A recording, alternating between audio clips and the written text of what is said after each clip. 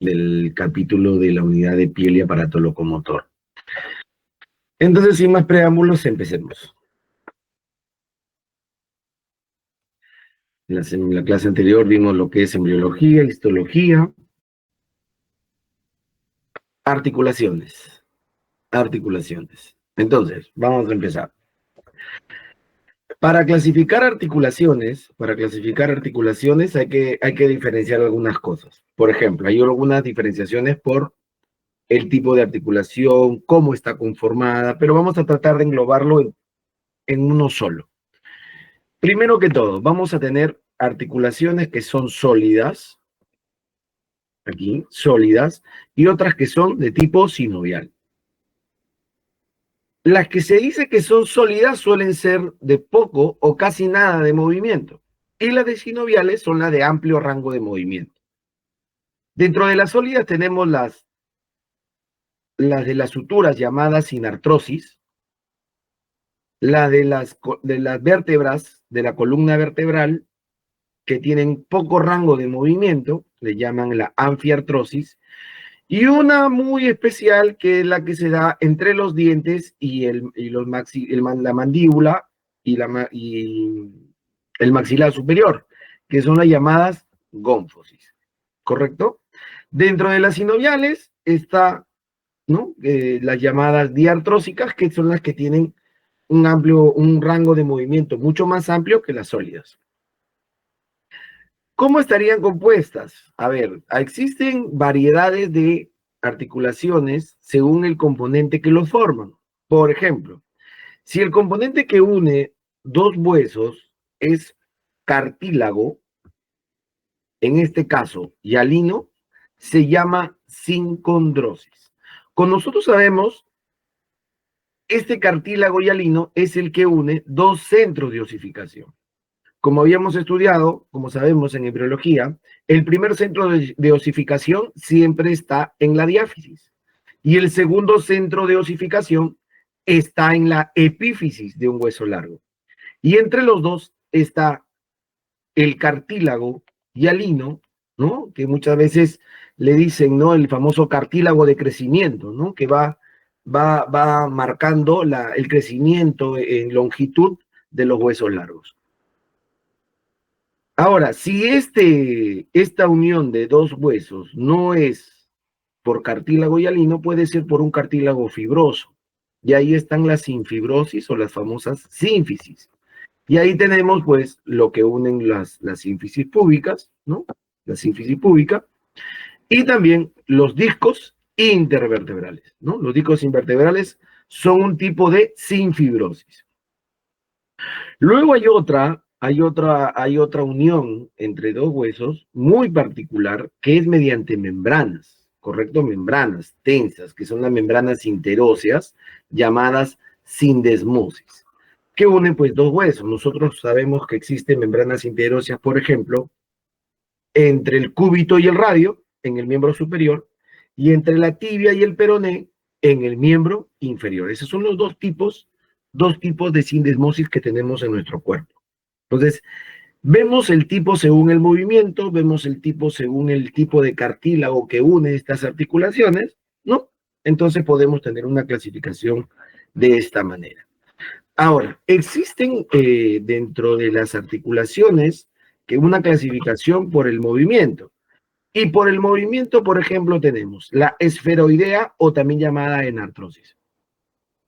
Esta esferoidea permite movimientos hasta de 360 grados, como por ejemplo la cadera, que sería la articulación entre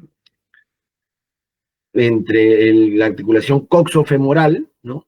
Coxofemoral y la articulación del hombro, o también llamada articulación glenumeral, ¿no? Permite movimientos hasta de 360 grados. Amplio rango de movimiento. Esas son las esferoideas o enartrósicas. Tenemos otro tipo que es la elipsoidea o condilia. Esta elipsoidea o condilia, si bien es cierto, tiene un amplio rango de movimiento, pero no supera a la esferoidea. O sea, no llega a los 360 grados. ¿Y ahí dónde lo encontramos? En la articulación radiocarpiana, la muñeca. ¿Correcto? La muñeca. Y también tenemos la del húmero con el radio, específicamente del húmero, el cóndilo. El cóndilo con la cabeza del radio es el que permite este movimiento. El cúbito o la cabeza del cúbito con el cóndilo del húmero es el que permite este movimiento que estoy haciendo aquí. Como ven, no puedo moverlo pues a 360 grados completos, ¿no? Entonces, esto es una de tipo elipsoidea o condilia. Tenemos otro tipo plana o artrodia. Aquí básicamente nosotros tenemos movimientos como, por ejemplo, hacia adelante, hacia atrás, hacia la izquierda y hacia la derecha, ¿no? Adelante, atrás, izquierda, derecha. Y ahí donde lo tenemos, en la articulación del carpo, las intercarpianas. Acuérdate que en la mano vamos a ver que existen 4 filas de huesos, ¿no es cierto?, que se tienen que articular. Ese tipo de movimiento que tienen en el carpo, que es en la muñeca, solamente hay pues movimientos muy finos, derecha, izquierda, adelante o atrás. De la misma manera, en el tobillo, ¿no? En la articulación intertarsiana, ¿no? Por ejemplo, el astrágalo con el calcáneo, entre las cuñas, con el escafoides, ¿no es cierto? Entonces, ese tipo de huesitos que forman parte del tarso, entre ellos, se articulan de una manera plana, Poco rango de movimiento, izquierda, derecha, adelante y atrás, ¿no? Poco rango de movimiento. Luego tenemos la silla de montar o también llamada encaje recíproco. Aquí tenemos, por ejemplo, el tipo de articulación más preguntado, que es el del trapecio del carpo con el primer metacarpiano. El primer metacarpiano se articula con el carpo, que en este caso es el hueso con el hueso trapecio del carpo, ¿no? De manera que tiene un encaje recíproco uno sobre el otro. Y de esa manera se presenta este tipo de articulación que ha sido pregunta de examen. Luego tenemos la bisagra o tróclea, ¿correcto? La bisagra. Como bien sabemos, pues es el que sirve para abrir puertas, ventanas, etc. Aquí tenemos un movimiento o un rango de movimiento de extensión, flexión, extensión, flexión. No hay otro rango de movimiento. Y ahí donde lo tenemos, principalmente en el húmero cubital. Húmero cubital, sí, claro. Ahí tenemos la tróclea del cúbito, del húmero, con la fosa olecraniana del cúbito, ¿no? La fosa olecraniana del cúbito, ¿no? Fosa troclear, que le llaman también. Entonces, esa articulación, ¿no? Que la tenemos en el codo, ¿no? Es también el tipo de bisagra. Movimientos de flexión-extensión. Y además también las interfalángicas, ¿no? Las interfalángicas. Las interfalángicas, doctores, también permiten movimiento, ¿no es cierto?, de flexión-extensión. No brindan otro tipo de rango de movimiento.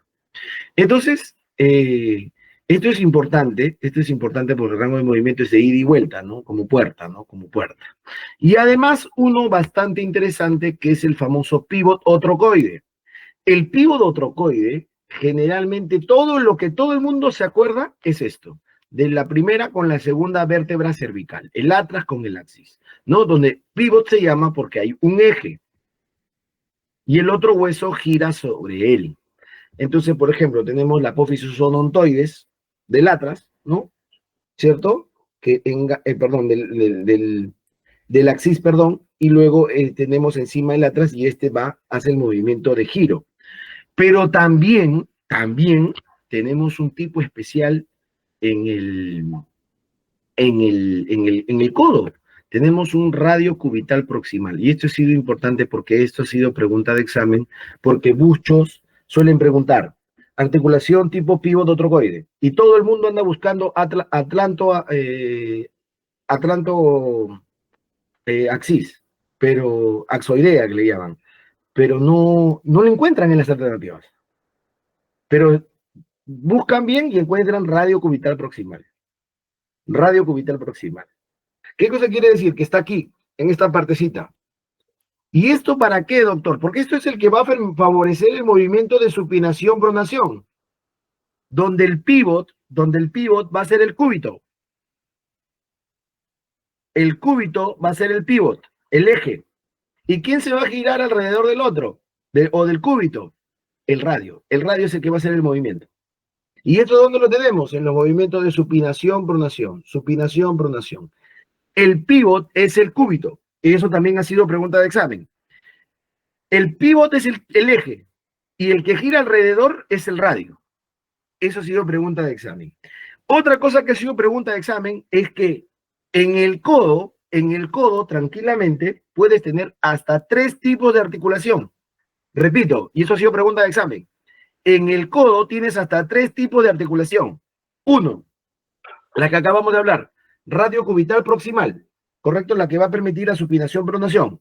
Otro, vamos a tener el movimiento de bisagra entre el húmero y el cúbito, ¿correcto? Ahí van 2. 3, la que va a facilitar el movimiento de elipse, que es el radio con el carpo. Perdón, el húmero con el radio. El húmero con el radio. Entonces tenemos 3 tipos de articulaciones, que lo voy a marcar. 3 tipos de articulaciones en el codo. ¿Correcto? Radio cubital proximal, húmero cubital y húmero radial. Y esto ha sido pregunta de examen. Eso ha sido pregunta de examen. Por favor, recordar. El codo tiene 3 tipos de articulaciones. 3 tipos de articulaciones. Y es más, si nos ponemos exquisitos, podríamos decir tranquilamente hasta 4. ¿Hasta 4? Sí, claro que sí. Porque acuérdate que existe la sindesmosis de la membrana interósea que hay entre el húmero, entre el cúbito y el radio. En la parte proximal, ¿no? En la parte proximal. Entonces, pero la pregunta de examen ha sido con 3 articulaciones en una sola zona, que es el codo, ¿no? Y si así se ponen un poquito más exquisitos, tener en cuenta que pueden ser hasta 4, si cuentas la sindesmosis proximal, ¿no? Entre el cúbito y el radio. Entonces, es importante recordar esto, porque esto ha sido en su momento pregunta de examen.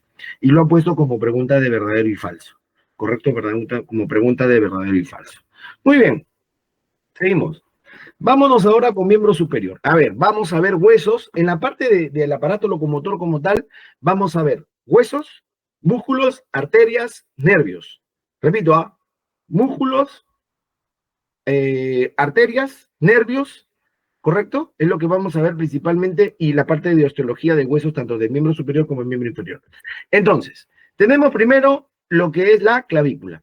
La clavícula, importante tener que tiene la forma de una S itálica, tiene una cara superior, una cara inferior. La cara inferior es caracterizada porque tiene el surco subclavio, ¿no? El surco subclavio, que sirve para inserción del músculo subclavio y sirve también para esa impresión dejada por el paso de la arteria subclavia,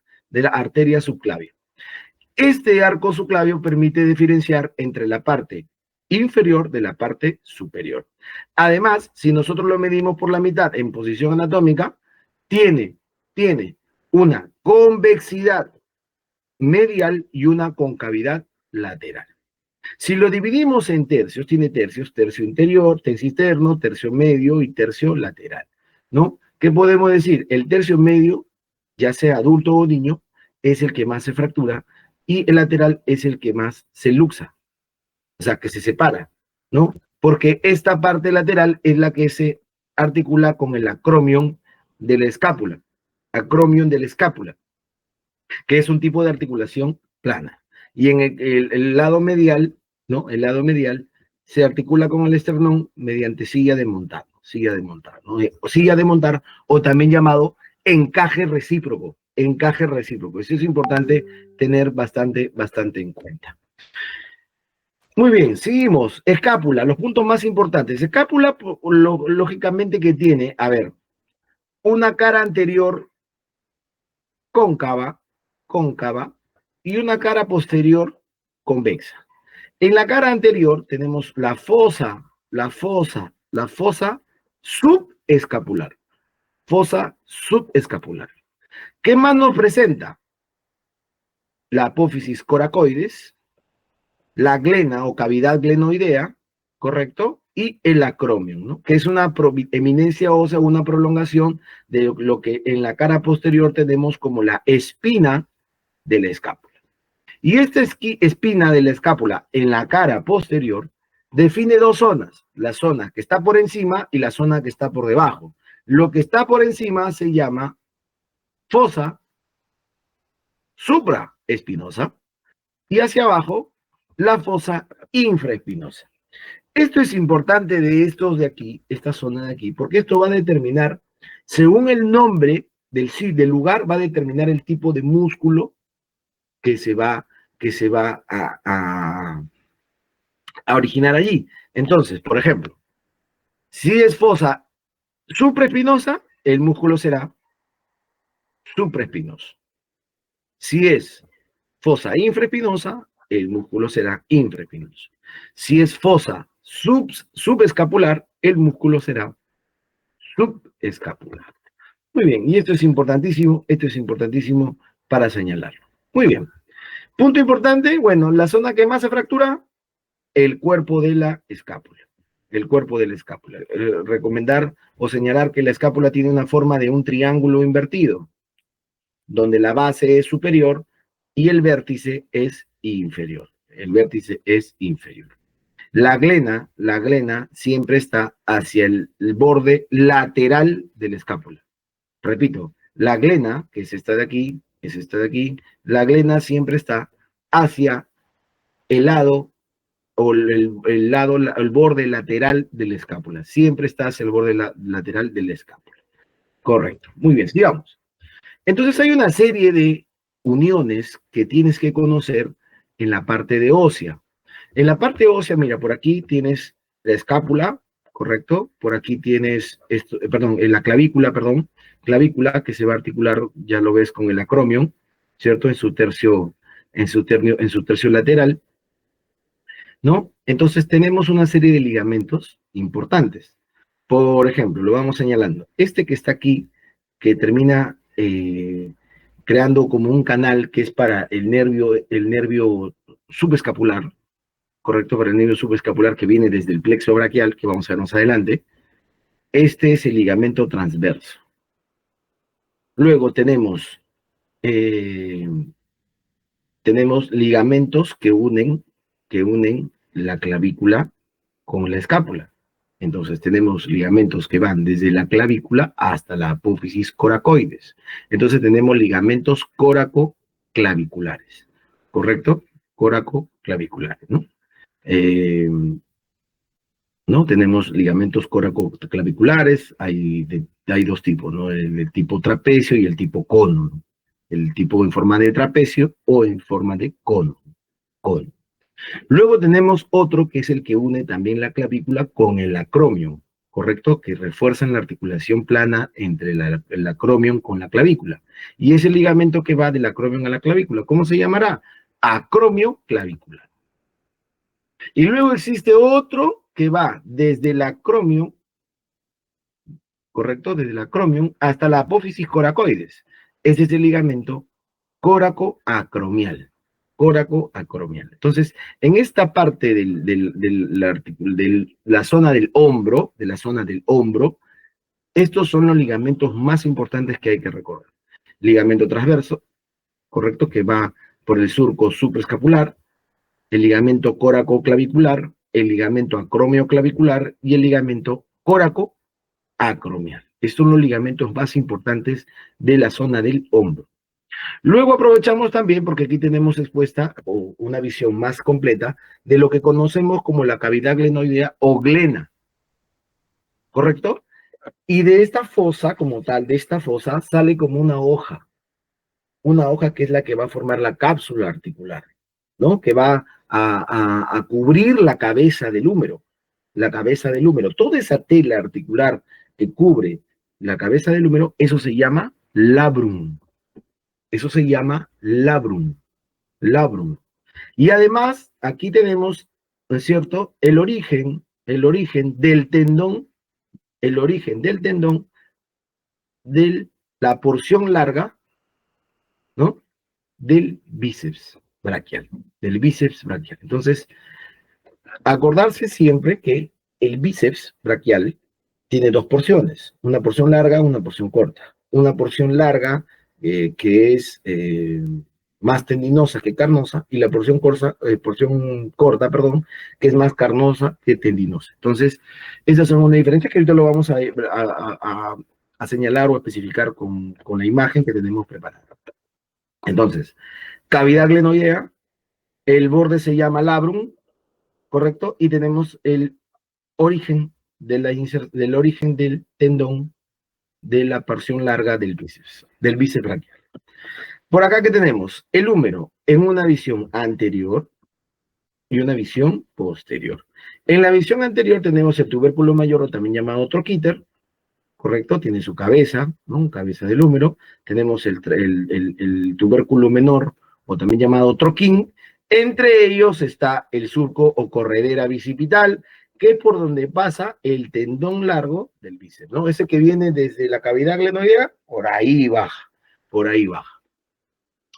En la parte posterior, bueno, aquí tenemos especificado la cabeza, el cuello anatómico, ¿cierto? Esta partecita de aquí, el cuello quirúrgico, ¿no? Cuello quirúrgico. ¿Por qué, doctor, es importante esa diferencia entre cuello anatómico y cuello quirúrgico? Le llamaron así cuello quirúrgico básicamente porque ahí puede ser zona de fracturas, ¿no? Y ahí se tiene que operar, ¿no? Muchas veces. Y básicamente también es tan importante esa zona del cuello quirúrgico por su irrigación. Tiene irrigación en las llamadas arterias circunflejas que son ramas de la arteria braquial, ¿no? La arteria que irriga el miembro superior, ¿no? El miembro superior. Además, el húmero como tal tiene la silueta como si hubiera estado torcido, ¿no? Como si estuviera torcido, como si lo hubieran querido exprimir, y eso define lo que conocemos como el canal de torsión del húmero. Importante allí porque por ahí va a pasar dos estructuras importantes. Una estructura vascular y una estructura nerviosa, y eso sí es pregunta de examen. Canal de torsión, siempre acuérdate, canal de torsión, siempre acuérdate.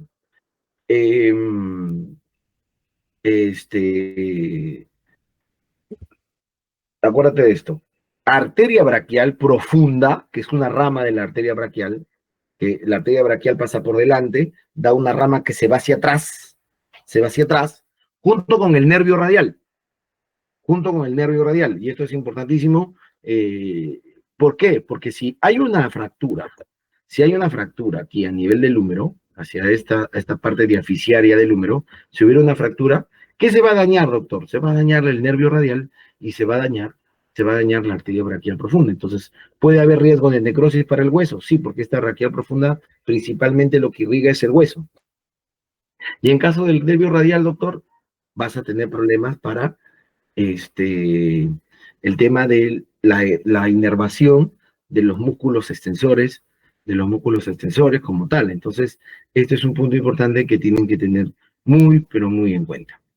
Muy bien, sigamos. Más abajito tenemos la fosa olecraniana, ¿correcto? Que ahí donde va a llegar lo que es el olecra, ¿no? Tenemos dos prominencias, uno que es la tróclea. Si hay una tróclea, tenemos hacia arriba o por encima la epitróclea. Y tenemos el cóndilo, y lo que se llama por encima el epicóndilo. Epicóndilo, ¿correcto? Epicóndilo. Lo que por ahí te dice tu libro de Netter, por ejemplo, Netter señala por aquí, si hace una señalización por acá, le llaman la línea supracondilia, ¿correcto? Que no es lo mismo que el epicóndilo y la epitróclea, es una línea supra, por encima, ¿no? Por encima de esta zona de epicóndilo y epitróclea. Muy bien. Punto importante, mira, aquí, este canal que se forma entre la tróclea y la epitróclea, de aquí, esta zona, sirve para el paso del nervio cubital. Entonces, ¿eso qué me quiere decir, doctor? Que el nervio cubital pasa por detrás. ¿Por detrás, doctor? Claro, porque mire, está pasando por la cara posterior del húmero. ¿Y qué implicancia tiene? Que si pasa por detrás, primero, pasa por ese canal epitroclear, por ahí, si cualquier golpe hace que tú puedas tener una estimulación del nervio cubital, y por eso sientes un gran dolor en toda la zona del brazo. No sé si alguno de ustedes en algún momento se habrá golpeado el codo y le va a doler toditito. Otra implicancia importante, que por ejemplo, Al pasar por detrás el nervio cubital, este nervio cubital no,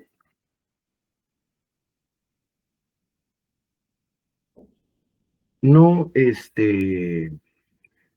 pasa por la fosa cubital, no pasa por la fosa cubital. Entonces, un punto importante que tienen que entender o tener en cuenta y recordarlo, que se llame fosa cubital,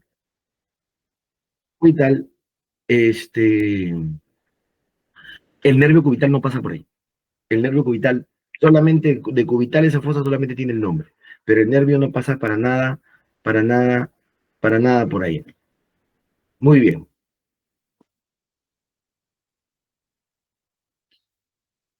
Listo.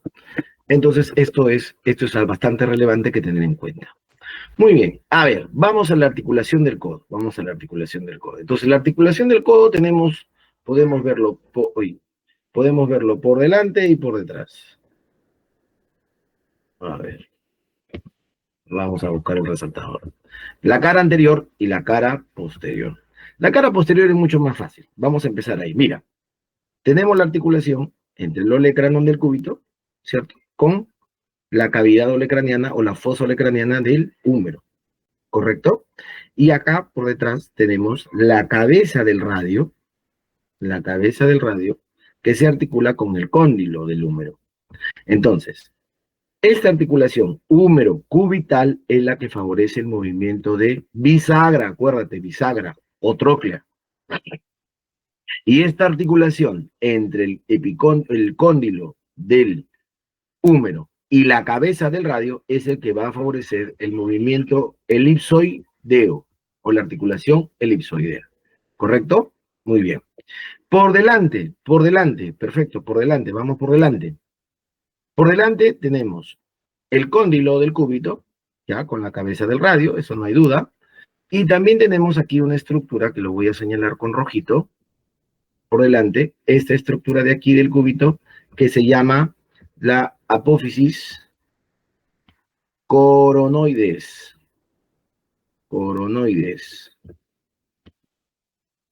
¿Correcto? Coronoides, que es la que se va a articular aquí o va a llegar hasta esta zona, que es la fosa coronoidea. ¿Correcto? Fosa coronoidea. Cuando se da el movimiento de flexión máxima, esa apófisis coronoides se relaciona directamente con la fosa coronoidea del cúbito, ¿no?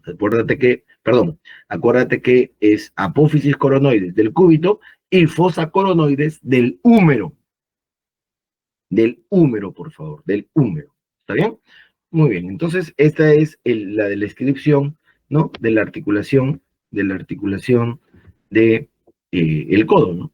Entonces tenemos húmero cubital, húmero radial, ¿correcto? Húmero radial. Y si queremos mencionar un poco más, mencionaríamos aquí la articulación radiocubital proximal, ¿cierto? Que es la que va a favorecer el movimiento de supinación-pronación, y este es el tipo de pivot o trocoide, ¿correcto? Pivot o trocoide. Entonces, esto es importante tener en cuenta, ¿correcto? Los tres tipos de articulación que encontramos en el codo. En el codo, por favor, eso tenerlo en cuenta porque ha sido pregunta de examen. Articulación húmero radial, articulación húmero cubital y articulación radiocubital proximal. Tenemos elipsoide, tenemos bisagra o troclear y tenemos la pivot o trocoide entre el radio y el cúbito en su extremo más proximal. Muy bien, seguimos. En la mano, cúbito en el antebrazo, tenemos por ejemplo aquí, ¿no?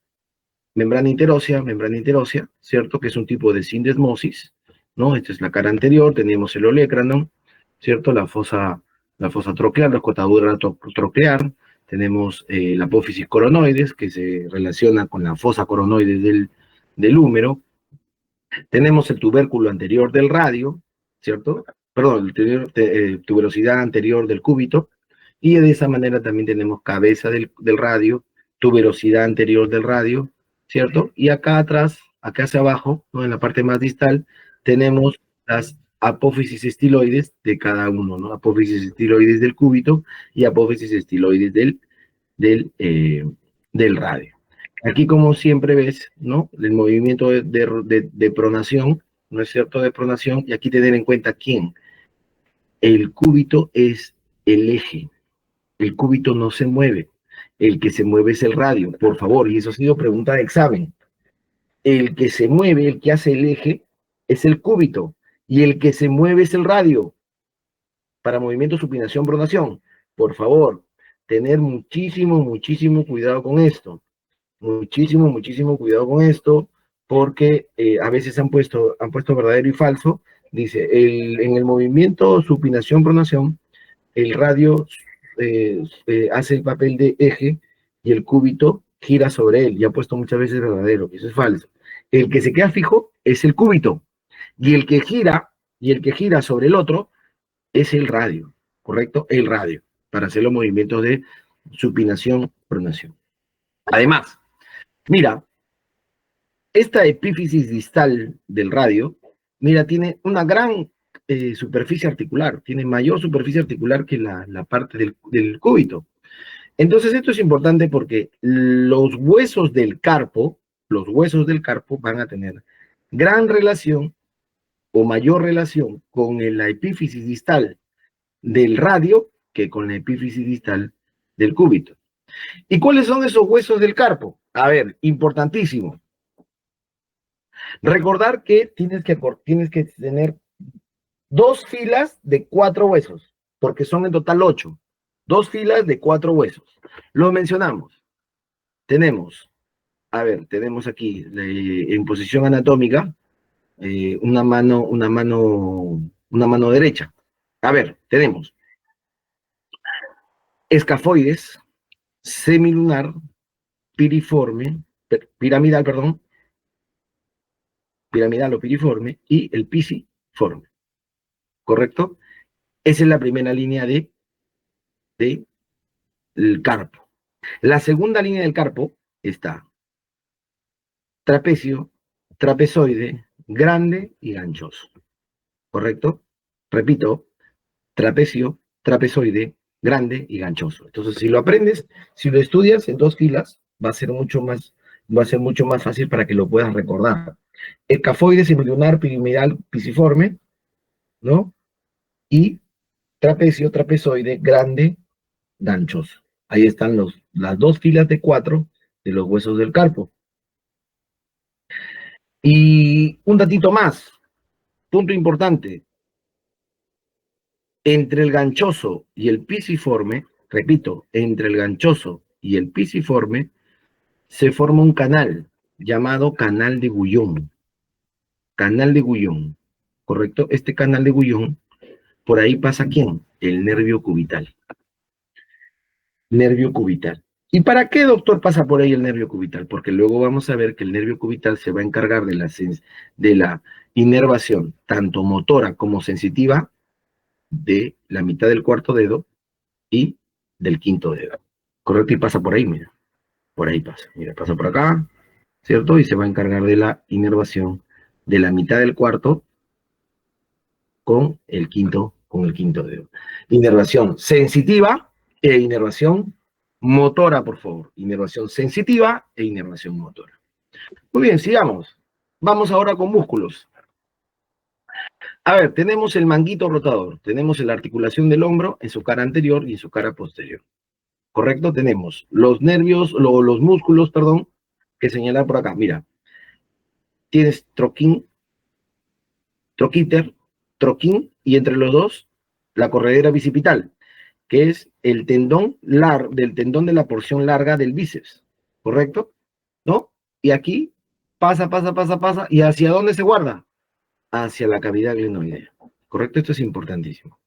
Eso es uno. Dos, siempre tenemos músculos que, o lo que más se estudia o lo que más se pregunta en la parte del hombro es el manguito rotador, o el manguito y los rotadores. Entonces va a haber músculos que rotan y va a haber un manguito. ¿Quién es el manguito? El supraespinoso. El supraespinoso es el manguito, ¿correcto? Que es el que se encarga de la aducción inicial, porque es el que inicia el movimiento de aducción. Pero ¿quién lo termina o lo completa, doctor? El músculo deltoides, por favor. El músculo deltoides es el que termina la aducción. Luego están los rotadores, unos que rotan de manera interna y otros que rotan de manera externa. ¿Quién es el que rota de manera interna? Es el subescapular, es el que hace la rotación del hombro hacia adentro, rotación interna. ¿Y quiénes hacen la rotación hacia atrás? Rotación hacia atrás o rotación externa.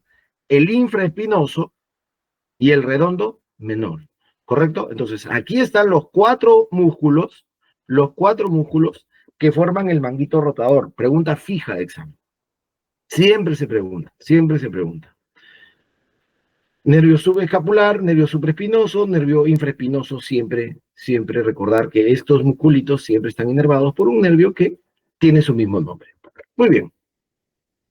Luego tenemos una estructura importante que sirve como amortiguación, ¿no? Que son como unas almohadillas, ¿no? Que sirven como amortiguación en el hombro, llamadas bursas, ¿no? Bursas, ¿no? En este caso será una bursa subacromial. Son unas bolsas o almohadillas, ¿no?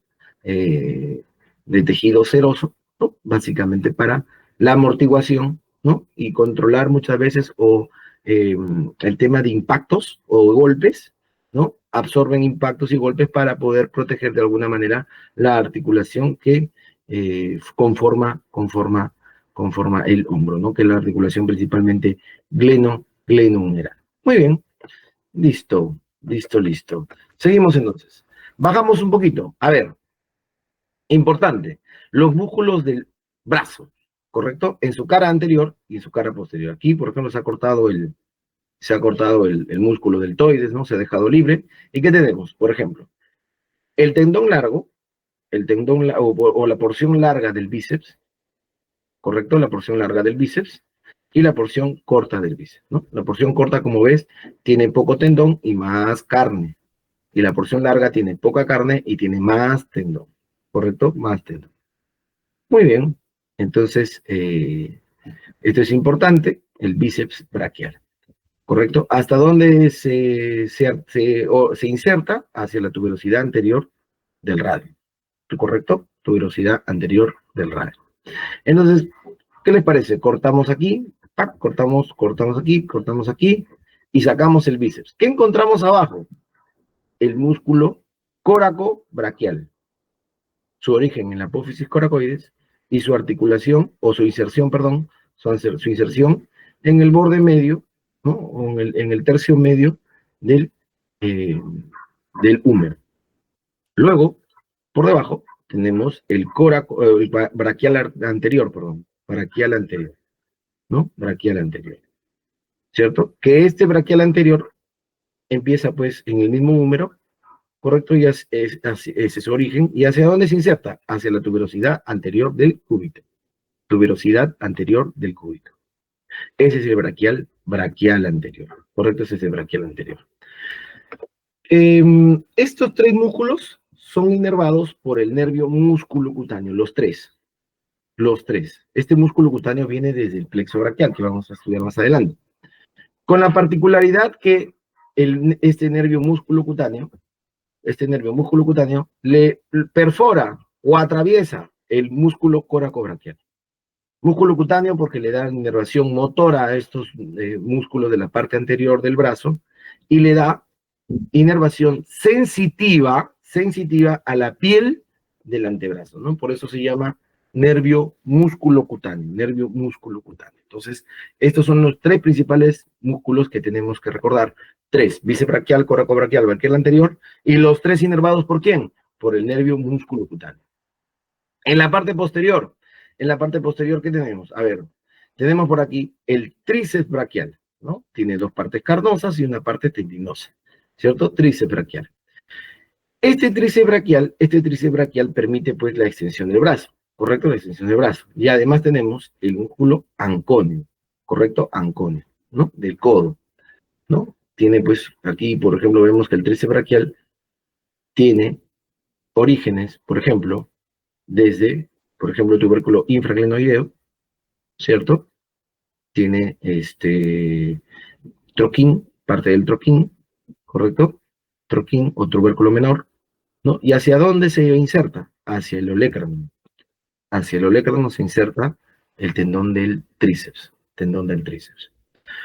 Estos músculos, tanto el anconio como el tríceps braquial, son inervados por el nervio radial.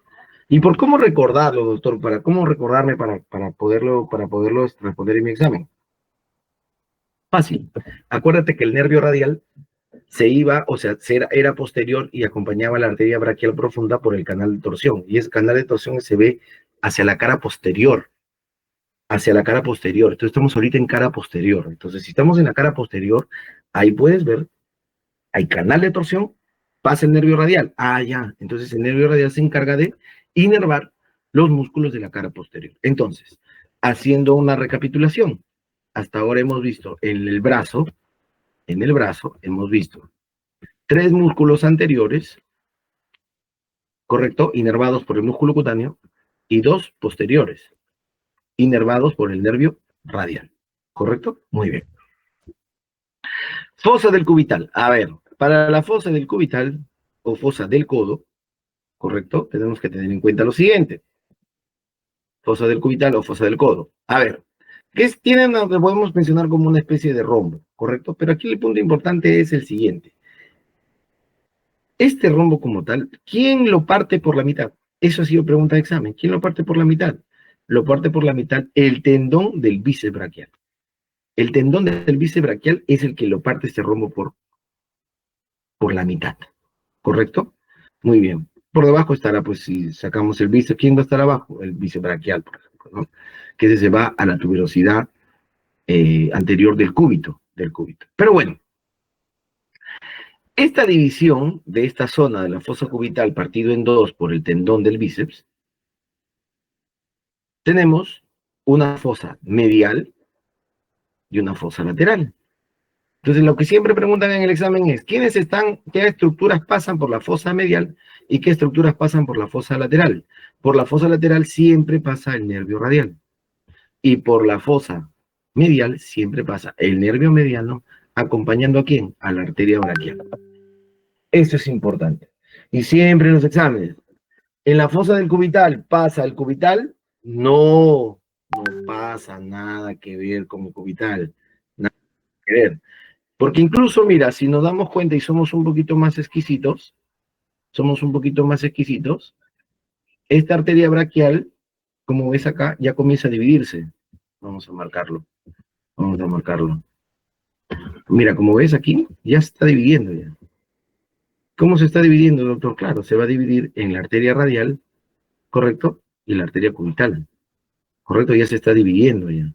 Porque acuérdate bien que las ramas terminales de la arteria braquial es la arteria radial y la arteria cubital. Son las ramas terminales. ¿Qué cosa quiere decir rama terminal? Que ahí queda, ya no hay nada más que se llame braquial.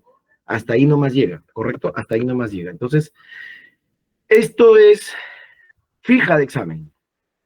Siempre suele preguntarse la fosa del cubital o fosa del codo. En la parte del antebrazo están, en la parte anterior, principalmente los músculos flexores, ¿correcto? Los músculos flexores y por ahí está lo que hacen la pronación, ¿correcto? Entre ellos, en la parte anterior, ¿correcto? En la parte anterior está el pronador redondo,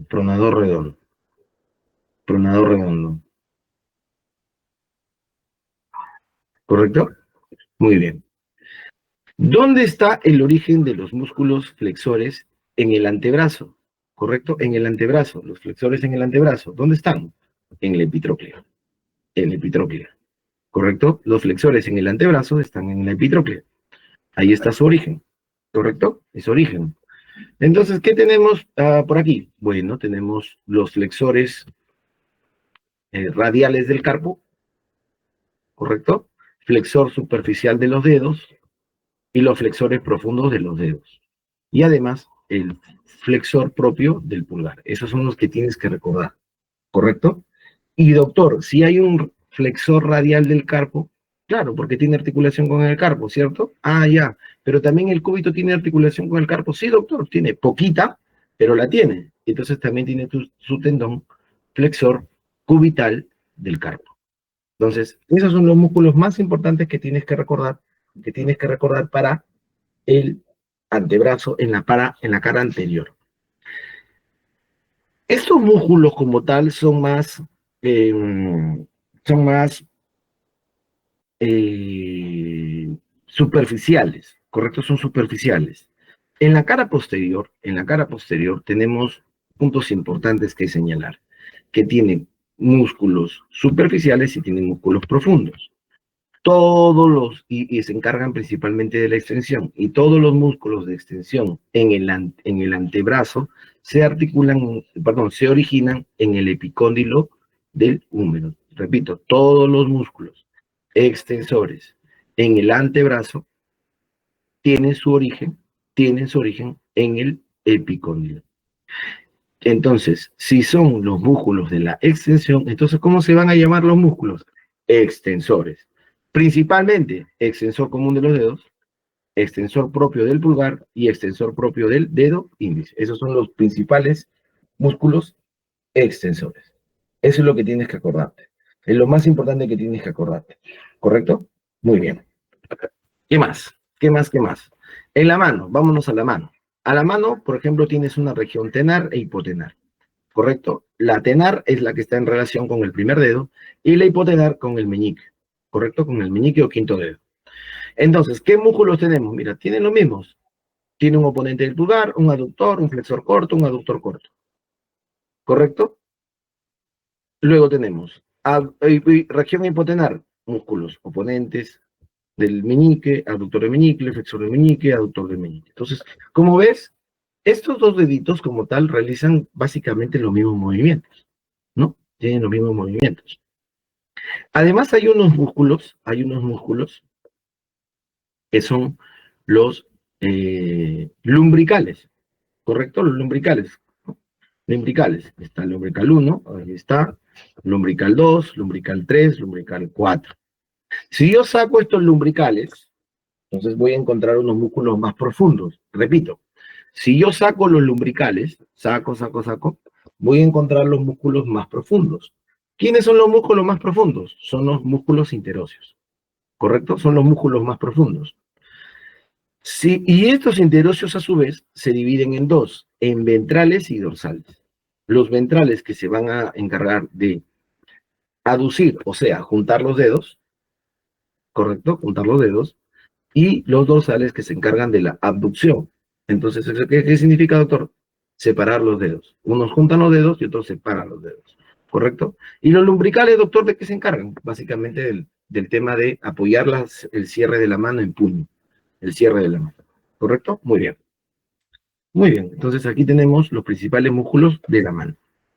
Aquí lo tenemos en una versión básicamente para señalar los tendones. A ver, lumbrical por acá, siempre más superficial, ¿correcto? Este lumbrical, como ves, termina insertándose a lo largo, pues, de lo que es la falange, tanto, principalmente proximal, ¿no? Principalmente proximal. Luego tenemos, si sacamos los lumbricales, tenemos los músculos interóseos, los músculos interóseos. Y los interóseos tienen a su vez su parte ventral y su parte dorsal. ¿Correcto? Que ya sabemos cuáles son sus movimientos, ¿no? Están los interóseos. ¿Correcto? Más todavía, más hacia afuera todavía tenemos los tendones primero del superficial de los dedos. Del superficial de los dedos. ¿Correcto? El flexor superficial de los dedos. Mira, y esto ha sido pregunta de examen. Mira, el flexor superficial de los dedos llega hasta dónde? Hasta, mira, primero, falange proximal, ahí está. 1, inserción. Y por ahí puede llegar tranquilamente hasta la media. Pero principal, ¿qué es?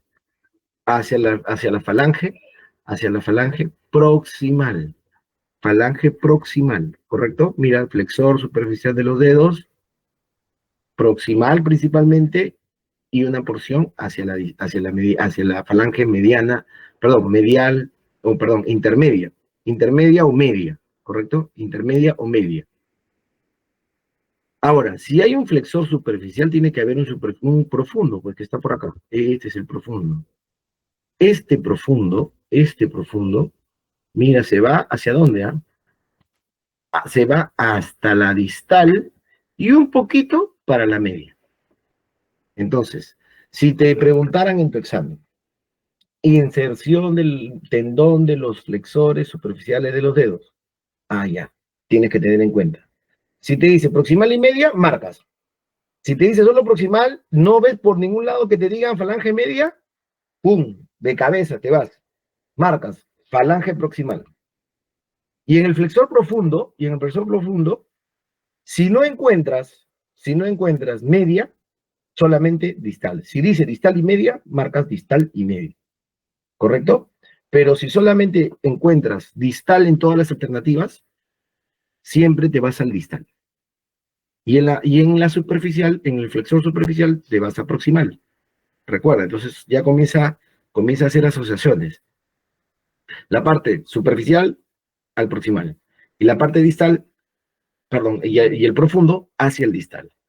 ¿Correcto? Repito, superficial proximal, profundo distal. Profundo distal. Entonces, esta relación es algo que tienes que tener muy, pero muy, muy en cuenta porque ha sido pregunta de examen en su momento. Muy bien. Entonces pasamos esto. Vamos a la irrigación.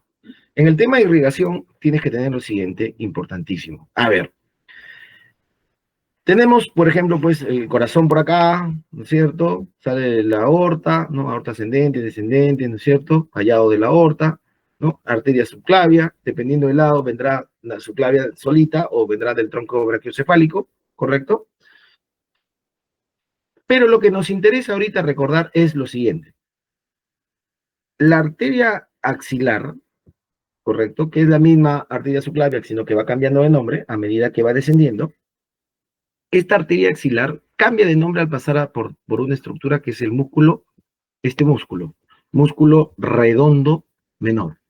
Al pasar por el redondo menor, deja de llamarse arteria axilar para llamarse arteria braquial. Importantísimo, mira, esta es la cara anterior. Entonces tenemos aquí nuestra arteria braquial, que da una rama que se va por el canal de torsión junto con el nervio radial. ¿Cuál era, doctor? La arteria braquial profunda, arteria braquial profunda. Esta arteria braquial va a dar colaterales, ¿no? Va a dar las famosas circunflejas del cuello quirúrgico, ¿correcto? Pero aquí lo que me interesa es que tú veas que esta arteria braquial como tal se va a dividir en dos, y ahí termina, por eso se llama ramas terminales. Una que se va con el radio, ¿correcto? Esta de aquí que se va con el radio, por eso se va a llamar arteria radial, ¿correcto? Y esta que se va a ir con el cúbito, por eso se llama arteria cubital. Entonces, cuando tú ves la parte de la fosa del cubital, si bien es cierto, te dicen en la parte medial o en la fosa medial de la fosa del cubital, ¿quién pasa? La arteria braquial y el nervio mediano.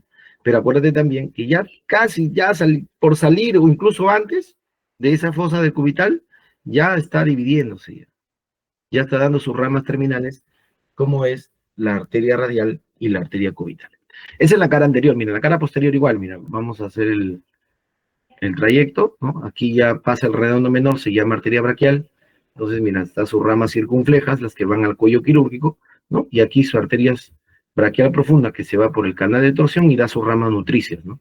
Sus ramas nutricias, ¿no? Y como ves, sigue hasta la fosa del cubital, y ahí se divide en sus ramas terminales, que vuelvo a señalar, es la arteria radial y la arteria cubital.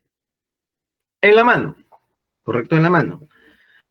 En la mano como tal tienes arcos profundos, arcos arteriales profundos y arcos arteriales superficiales, ¿correcto? Los arcos arteriales profundos, o mejor dicho, lo que tenemos esquematizado aquí es el arco superficial, el arco superficial, no el arco arterial superficial, que está formado por, a ver, esta es la arteria cubital, ¿correcto? Entonces, principalmente es con la arteria cubital. Y una pequeña rama que viene aquí de la radial, una pequeñita rama que viene de la radial. Ese es para el superficial, ¿correcto? La superficial. Entonces, si nosotros queremos anotarlo, lo podremos anotar aquí. A ver, arco superficial, ¿correcto? Viene principalmente cubital, ¿más quién? Vamos a poner R minúscula para que se entienda que es una rama pequeña del radial, ¿correcto? Y en el arco profundo, correcto, arco profundo, vamos a poner R mayúscula, para que sepas que es principalmente por el radial, más una C minúscula, que va, ¿quién? Que va a ser una pequeña ramita del cubital.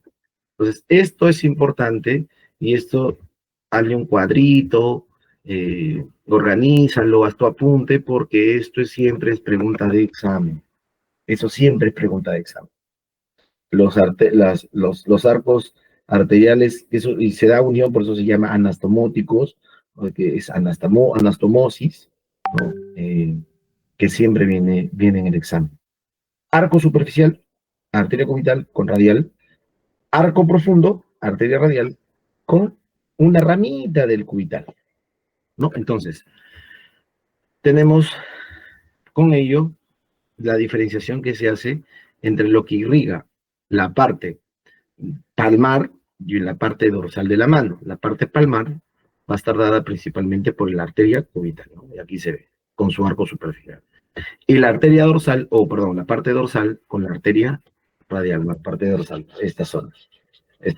Entonces, esto es importante. Otro punto importante es que siempre vienen los exámenes, es cómo se forma el canal del pulso. ¿Cómo está formado el canal del pulso? Bueno, por dos tendones, del supinador largo y del palmar mayor. Esos forman el canal. ¿Quién está en el piso?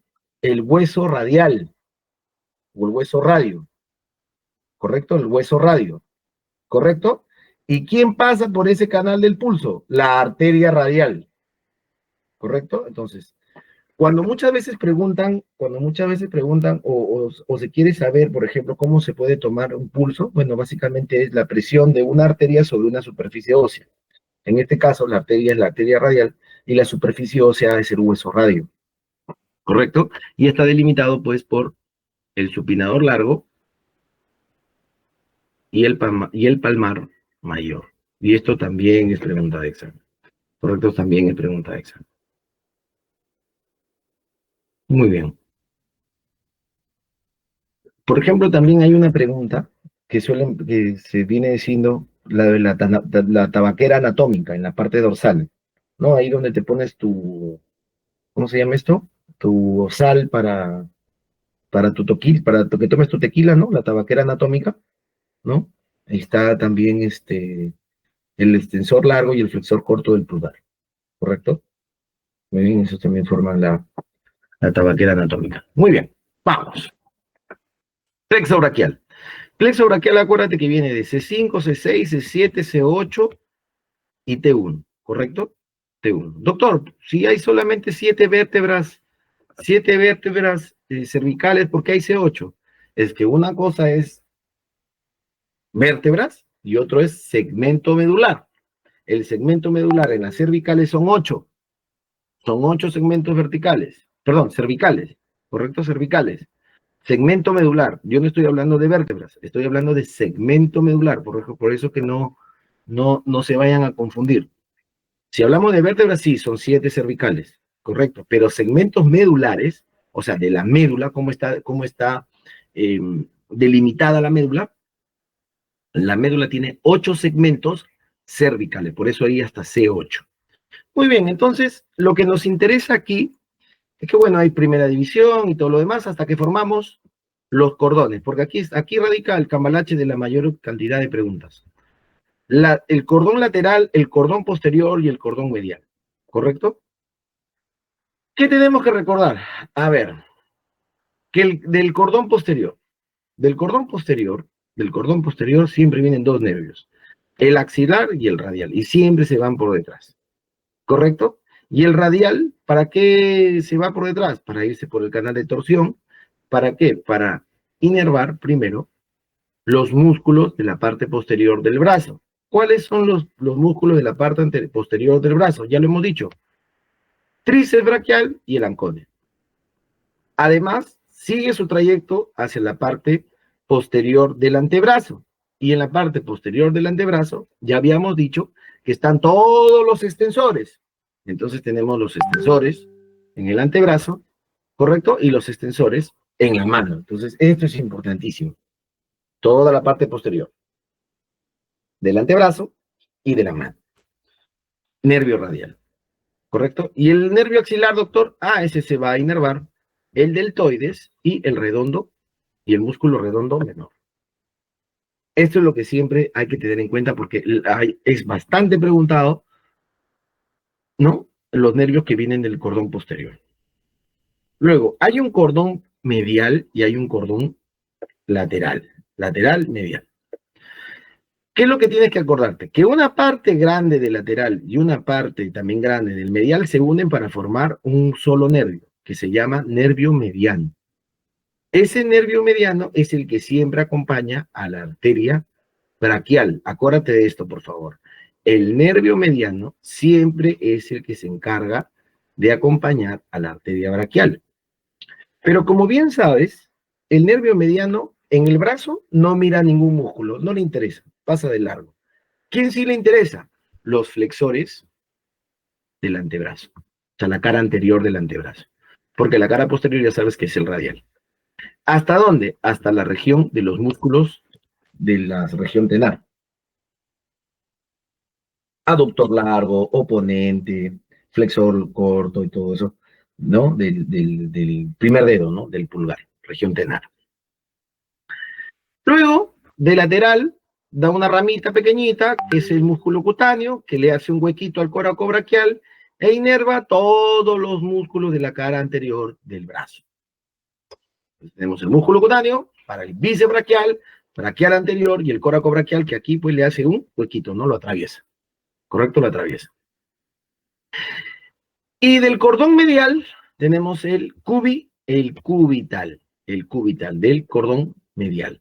¿Correcto? El cubital, como bien sabes, en el antebrazo, en el brazo no mira a nadie. En el antebrazo tampoco mira a nadie. Este de frente se va ¿a dónde? A inervar la región hipotenar, la que está en relación con el dedo meñique. Y acuérdate de esto, la inervación sensitiva y motora, como lo vamos a ver más adelantito, la inervación sensitiva y motora de la mano, del quinto y la mitad del cuarto, es cubital, tanto por delante como por detrás. Muy bien. Y también pues podemos señalar pues que el nervio subescapular también viene del cordón medial. Muy bien. Acuérdate, esto sí también es importante. C5 hasta T1 es el plexo braquial. ¿Correcto? C5 hasta T1, porque también han preguntado, en su momento preguntaron cuáles eran los segmentos medulares que conformaban el plexo braquial. Y algunos ponían desde C3. Y no, es C5T1, C5T1. Por favor, recordarlo, marcarlo con una nubecita. Eso es súper, súper, súper importante. Sigamos. Igual, a ver, plexo braquial. Mira, cordón lateral, cordón medial. Viene un poco del lateral, un poco del medial. ¿Y dónde va? El nervio medial. Siempre acompañando a quién, doctor, a su vaso sanguíneo. ¿Quién es el vaso sanguíneo? Arteria braquial. El nervio musculocutáneo por aquí atraviesa el coraco braquial y se va a inervar ¿quiénes? A los tres músculos de la cara anterior. Bíceps braquial, coraco braquial y braquial anterior. El nervio cubital, como siempre, se va por detrás. Se va por detrás. Acuérdate, siempre hace la muestra que se va por detrás del cúbito, ¿cierto? Se va por detrás del cúbito, ¿no? Por eso que no aparece en la fosa cubital, ¿no? Ya saben, la fosa cubital, la parte lateral para el nervio radial y la parte medial para el nervio medial. Y mira por detrás, a ver, lo acercamos un poquito. Por detrás, mira, por detrás, por el canal de torsión. La arteria braquial profunda con el nervio radial. Por detrás, por el canal de torsión del húmero, ¿no? Siempre importantísimo esto. Y si te das cuenta, pues hay un cordón posterior, ¿no? Viene desde atrás, mira. Casi no se ve. Ahí está. Y ahí luego aparece por acá, se va por el canal de torsión del húmero junto con la arteria braquial. Es importantísimo tener en cuenta estas referencias anatómicas. Entonces ahí tenemos cómo van las ramas del plexo braquial. La inervación sensitiva, región palmar, dorsal. ¿Correcto? Palmar, dorsal. En el tema palmar tenemos los 5 dedos, ¿no? Tenemos el primero, el segundo, el tercero y la mitad del cuarto con el nervio mediano. Y la mitad del cuarto con el quinto con el cubital. En el dorsal tenemos mitad del el primero, segundo, tercero y la mitad del cuarto con cubital, exceptuando las puntas, porque sabes que la punta de los dedos, toda la punta de los dedos está por el mediano. Y eso sí, aquí toda la mitad del cuarto con toda la mitad del quinto, el cubital, ¿no? Esto incluso se lo mencioné en clase, te dije, ¿no? Por detrás y por delante, la mitad del cuarto con el quinto siempre es cubital. Siempre, siempre es cubital. Y para los tres primeros dedos, correcto, los tres primeros dedos y la mitad del cuarto, hay que tener en cuenta la punta de los dedos siempre mediano. Y lo que resta para la parte dorsal es para el nervio radial. Nervio radial. Eso también es importante tener muy en cuenta. Tener muy en cuenta. Para la inervación motora, en la parte palmar, correcto, la parte palmar de la inervación motora, entonces tenemos lo que veas con cuadradito es mediano y lo que veas con puntito o bolita es cubital. Entonces, mira, la región hipotenar, como habíamos visto, era de dominio del cubital. De dominio del cubital. Entonces, todos los músculos, aductor, oponente, flexor corto, aductor del meñique, cubital. Además, el cubital como tal, mira, también da ramitas. ¿Para quién? Para los lumbricales. ¿Correcto? ¿Quiénes? El lumbrical 3 y el lumbrical 4. ¿Correcto? El 3 y el 4 para el cubital. Y además, todos los interóseos, tanto ventrales como dorsales, también con el cubital. Y además el cubital es bien atrevido, mira, se va hasta el otro lado, se va hasta la región tenar. Es bien atrevido, se va hasta la región tenar. ¿Para qué? Para inervar al aductor del pulgar. Aductor. ¿Qué cosa quiere decir aductor? Unir, juntar. ¿Correcto? Hace este movimiento con el dedo pulgar. Aductor, lo junta. Entonces, como ves aquí, hemos visto la inervación de todo lo que corresponde con cubital. De la región tenar, como siempre, principalmente ¿quién? El nervio mediano. ¿Correcto? Nervio mediano. ¿Nervio mediano para quién? Para el oponente, para el flexor corto, para el aductor corto. Siempre el nervio mediano. Y además, para los primeros y segundos lumbricales. Ahí está. Entonces, ¿qué tienes que acordarte siempre? Que el cubital, región hipotenar. ¿Correcto? Tercero y cuarto, lumbrical. Y todos los interóseos, y se cruza la línea media, ¿no? Y se va hasta la región tenar para agarrar al aductor. Eso es lo que tienes que acordarte. Después, todo lo demás de la mano, mediano. Si lo estudias así, vas a poder responder muchas preguntas por descarte. Vuelvo a repetir, región hipotenar, cubital. Lumbrical 3, 4, cubital. Todos los interóseos por cubital. Y además se va hasta el otro lado, hasta la región tenar, para inervar el aductor. Después, todos los músculos que te mencionen, todos, nervio mediano. Nervio mediano. ¿Cuál, doctor? Lumbrical 1, lumbrical 2, y todos los oponentes, flexores y abductores del pulgar. Entonces ahí puedes tener una especie de asociación para que puedas acordarte de la inervación motora en la palma de la mano, que es lo que más nos interesa.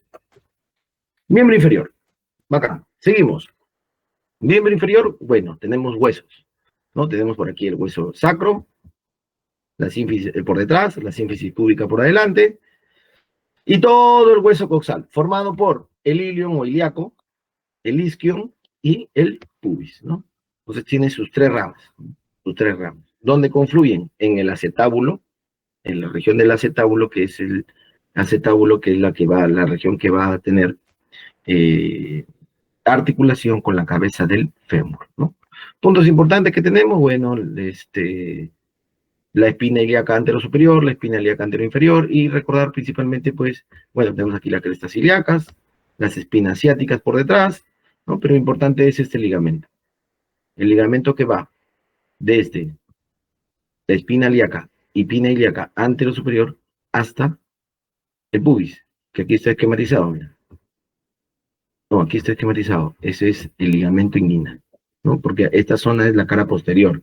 En esta zona de aquí lo que vemos es cara posterior, ¿correcto? Cara posterior. Entonces aquí tenemos, por eso que se ve mucho mejor el sacro, ¿no? Y vemos pues la articulación coxofemoral.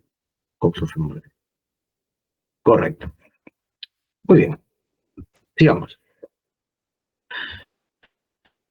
Fémur. Ok. Cara anterior, cara posterior. En la cara anterior, ¿qué tenemos? Por ejemplo, la cabeza, cuello anatómico, ¿cierto?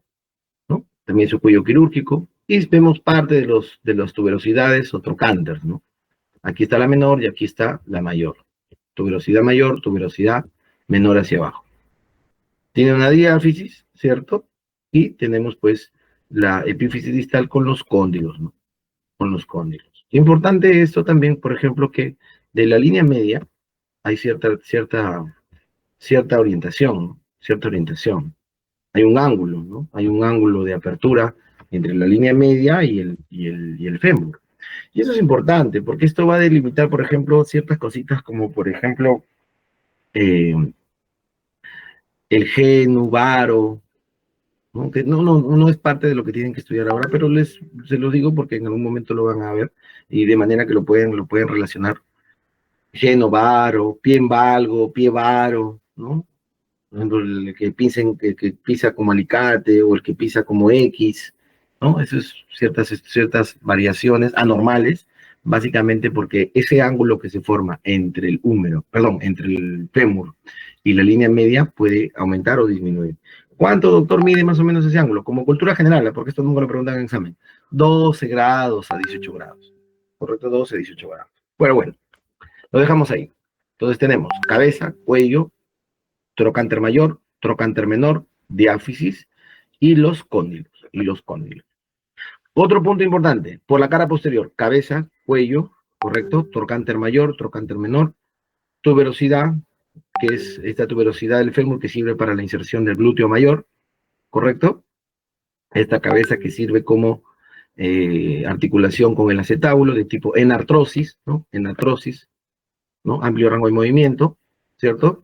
Por aquí está esta línea áspera que sirve para la articulación o para la inserción de los aductores, músculos aductores, y tenemos ya la articulación, por ejemplo, fémur tibia, ¿no? Que es una articulación de tipo bicondilia, ¿no? Bicondilia. Bacán, bicondilia. Bicondilia. Muy bien. Ok. Vamos a la rodilla, porque esto es importante. A ver, hacia la rodilla tenemos aquí por acá arriba el fémur y por acá abajo la tibia, ¿ya? Y tenemos la articulación de la rodilla como tal. Siempre hay cartílago y alino, ¿correcto? Siempre hay cartílago y alino, y además también existe estructuras importantes, ¿correcto? Como, primero, las almohadillas, ¿correcto? Que disminuyen la fricción entre el fémur y la tibia, que son los famosos meniscos, ¿correcto? Hay un menisco interno y un menisco externo. ¿Qué más hay? Los que dan la estabilidad a la rodilla. El principal es el ligamento cruzado anterior, ¿correcto? Ligamento cruzado anterior, que viene del del cóndilo lateral hacia la espina. Está aquí, mira, esta es la tibia, ¿ya? Entonces hay una espina posterior y una espina anterior. El ligamento anterior va hacia la espina anterior de la tibia. Cuidado con confundir con tuberosidad anterior de la tibia, eso está por acá abajo. Eso está por acá abajo. Y esa es la tuberosidad anterior de la tibia y eso sirve para la inserción del cuádriceps, ¿correcto? Del cuádriceps. Pero la tibia tiene una espina, ¿correcto? Entonces el ligamento cruzado anterior se inserta allí, en la espina anterior de la tibia. Y el ligamento cruzado posterior se inserta ¿dónde, doctor? En la espina posterior de la tibia. Y esto ha sido pregunta de examen. Ha sido pregunta de examen cómo se da la inserción de los ligamentos cruzados de la rodilla. Recuerda, si el ligamento cruzado anterior, ya, relaciónalo. Entonces, espina anterior de la tibia. Si el ligamento cruzado posterior, relaciónalo. Siempre, espina posterior de la tibia. Siempre, siempre, siempre. Y ya, pues si sabes que se cruza, ya, pues si es anterior, entonces tiene que cruzar. Ya, pues entonces tiene que venir ¿de dónde? Del cóndilo lateral. ¿Correcto? Y si el otro posterior tiene que cruzar también, ya, entonces tiene que venir ¿de dónde? Del cóndilo medial. Cóndilo medial. Entonces, algo que hay que tener en cuenta siempre para el tema de la disposición de los ligamentos cruzados de la rodilla. Otro punto importante son otros ligamentos que también forman parte o dan importancia en el sentido de la estabilidad de la rodilla, como por ejemplo, el más importante, el ligamento colateral interno. ¿No? Si tú, por ejemplo, quisieras darle importancia a cada uno de ellos, tranquilamente me podrías decir, si yo lo quiero ordenar en orden de importancia, el más importante de todos, ligamento cruzado anterior, es el más importante. Y es tan importante que es el que más se rompe. ¿Ya? Es el más importante y es el que más frecuentemente se rompe. Y además, doctor, después en segundo lugar, ¿quién? El colateral interno. El colateral interno. También existe si hay un colateral interno que, mira, este viene desde fémur hasta tibia. Y si hay un colateral externo que va de fémur hacia el peroné o fíbula. ¿Correcto? Peroné o fíbula. Otro punto importante, bueno, por aquí, ¿no? En esta zona está el famoso tubérculo de Yerdi, que sirve para la inserción de la cintilla iliotibial de Maiciat, que viene esto desde el muslo, que cuando ya estemos en músculo lo vamos a volver a señalar. Muy bien, entonces aquí tenemos las principales estructuras, ¿no? De la rodilla. Recordar que la rótula no forma parte de la articulación de la rodilla.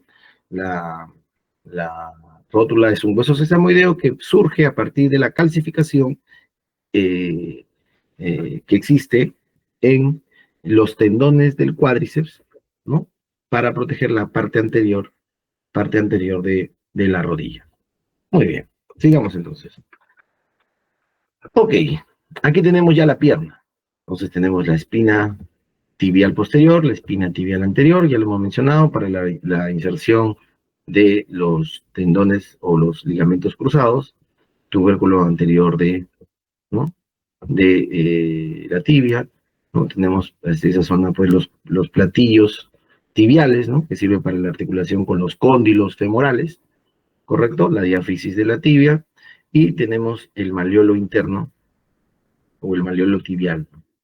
Existe también un posterior, ¿no? También le llaman malleolo posterior. En la fíbula o peroné, ¿no? Tiene su epífisis proximal, que básicamente se articula con el ligamento colateral externo, ¿no? Tiene una diáfisis fina, tiene bordes bastante filosos, ¿no? Que sirve para la inserción de la membrana interósea, ¿no? También llamada sindesmosis, ¿no? Y también el peroné forma el malleolo del peroné, o también llamado malleolo externo. Y eso también ha sido pregunta de examen. Malleolo externo o malleolo del peroné. ¿Correcto? Muy bien. Seguimos, vamos al pie. En el pie básicamente lo que hay que recordar, es que existen ahora aquí solamente 7 huesos.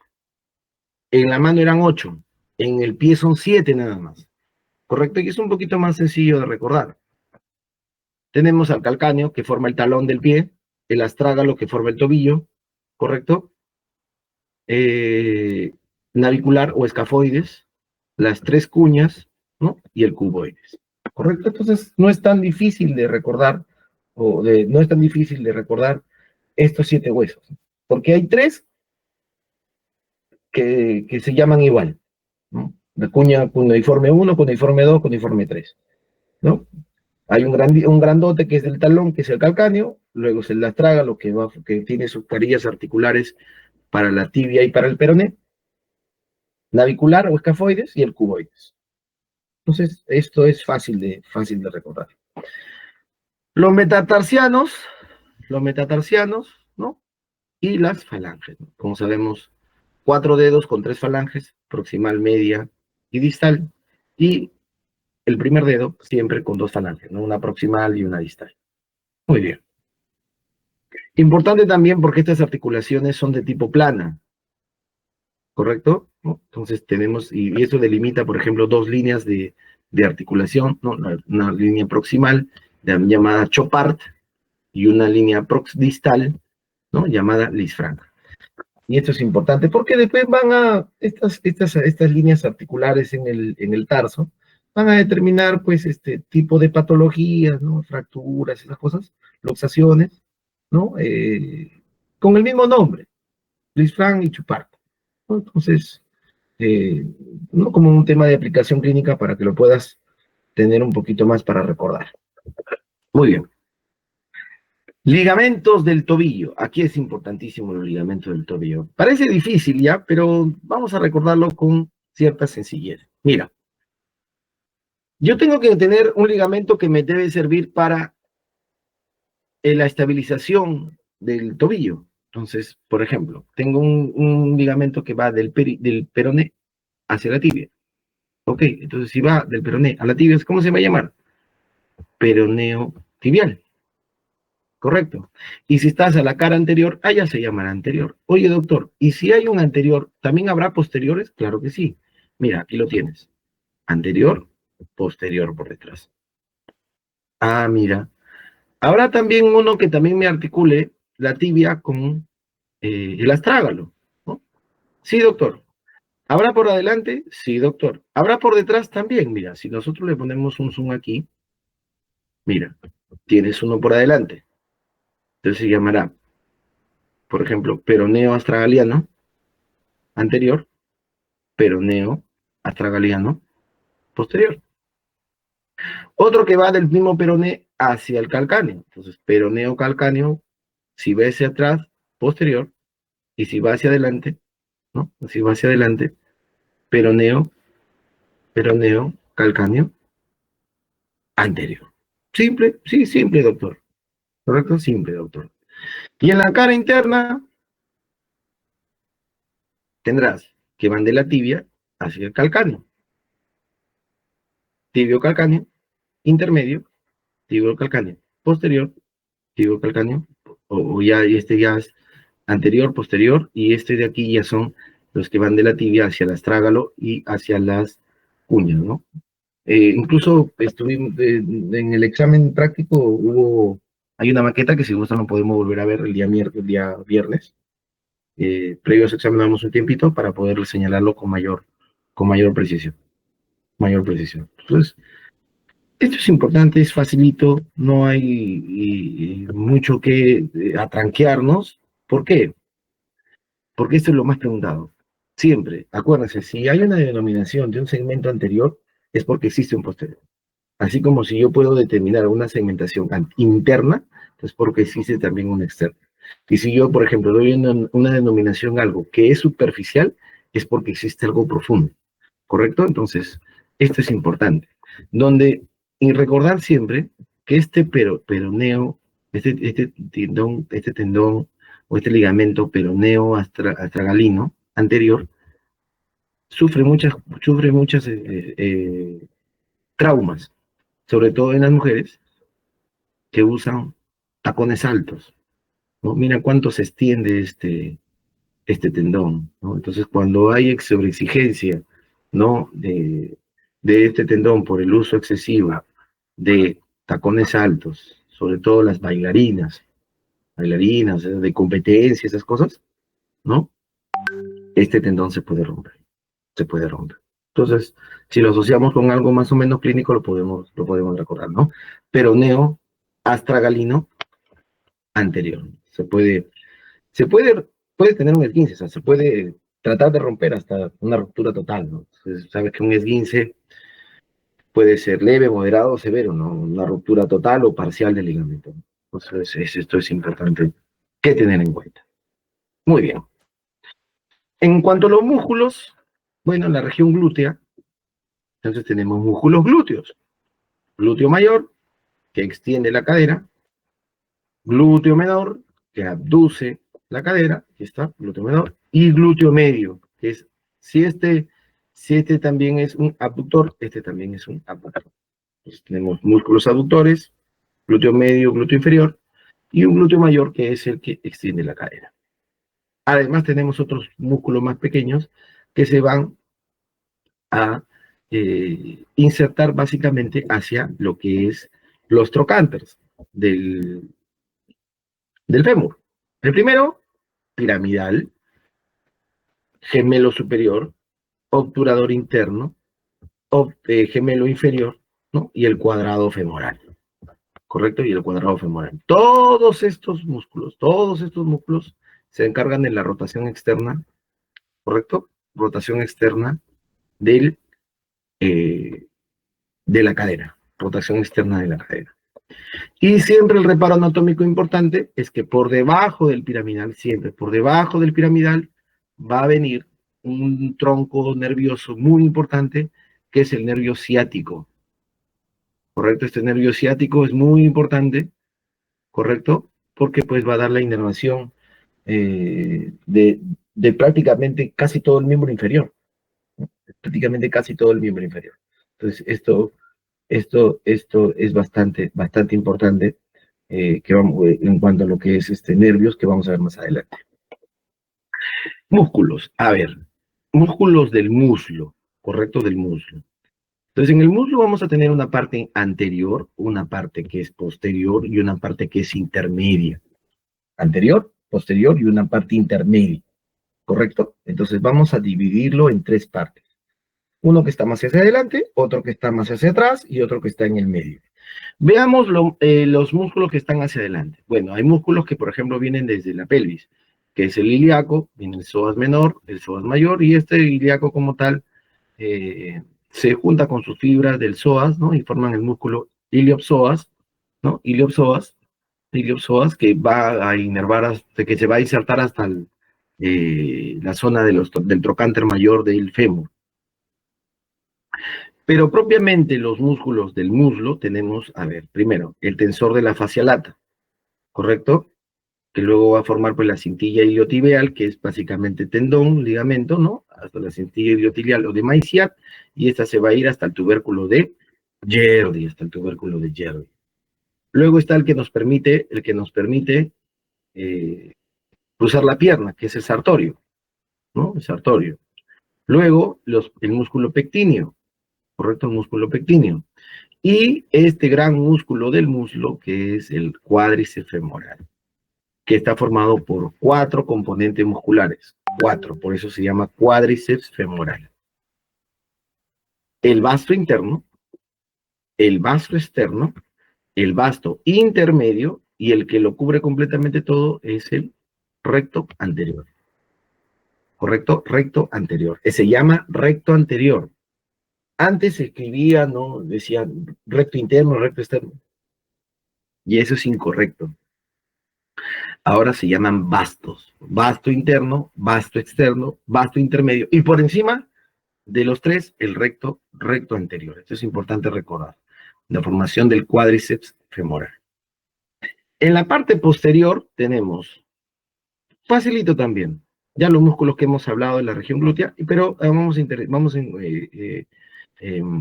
enfocarnos, ¿no? Por ejemplo, si este es el borde externo y este es el borde interno, tenemos el semitendinoso, ¿cierto? El semimembranoso, y por detrás el bíceps femoral.